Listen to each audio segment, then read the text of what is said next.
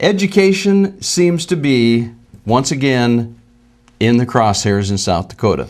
Yes, I see we've just been graded last in the country in education. Dead last, if you don't mind me saying so. You know, the governor put forward a plan that's on the ballot. It seems destined to crash and burn. One thing for sure, though, nationally, South Dakota isn't getting a passing grade. Absolutely not. I see here that overall, average score in all 6 areas that they measure was 76.5. That's nationally. South Dakota scored even worse than that. Now, and this is a grade given by Education Weekly, or Education Week, I should say, and they graded states in 6 areas, but South Dakota came in dead last. That really isn't good news for South Dakota educators. Well, here's one area where we're not dead last. The transitions and alignment national average was 78.3.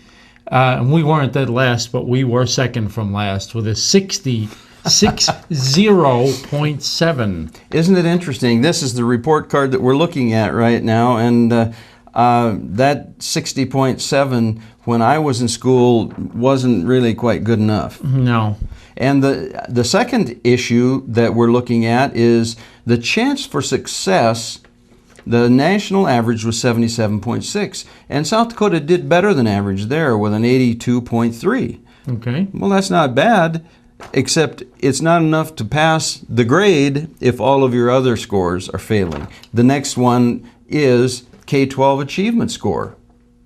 Once again, the achievement average was 69.7, and we failed with 67.8. Another failing grade. And then when it comes to standards, assessments, and accountability, the average in the country was 85.3. Ow! We have a 73.0. That's not quite good enough, is it? No, it's not. States scored an average of 72.5 on the evaluation of the teaching profession. However, South Dakota was third worst. Third worst? 60.8. 60.8. And then the school finance average score across the nation was 75.5. Again, South Dakota scored very poorly. Scored poorly with a 63.7, left leaving the state second from last again. You know, we're laughing, but it's not a laughing matter, No, it's is not it? a laughing matter at all, and we seem to be just throwing money at it, and it's not working. The plan is not working to improve our position.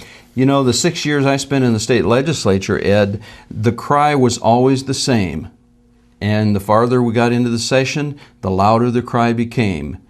More money, more money. I can hear it ringing in my ears. More money. But we didn't talk about things that would make a difference. And even the governor's proposal is so unpopular that it's not going to make a difference. It's likely to fail. Whether it would have even made a positive difference or not, the jury's out on that. Well, we're not back in session yet, and I just read just last week that the Board of Regents is asking for more money. And it's not even started yet. And it's only going to get worse. When do you think we will have a leader in our state who will present solutions? Do you think that time is coming, or are we just destined to continue to be dead last? I don't know, but actually Senator Adelstein and I spoke about this issue briefly last week, and he advised me that the Board of Regents does not even answer directly to the governor anymore. No, there are several branches of government. It's the judicial, the legislative, and of course the administration, but there are two others often referred to in peer, and that is the Game, Fish, and Parks and the Board of Regents.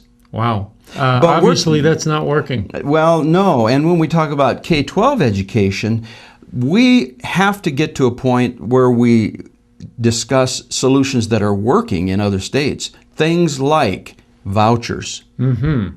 That's a dirty word in some education circles, but it's working in other states. And until South Dakota and its leaders are willing to consider those options, South Dakota will continue to be Last. Not just last, but Dead last.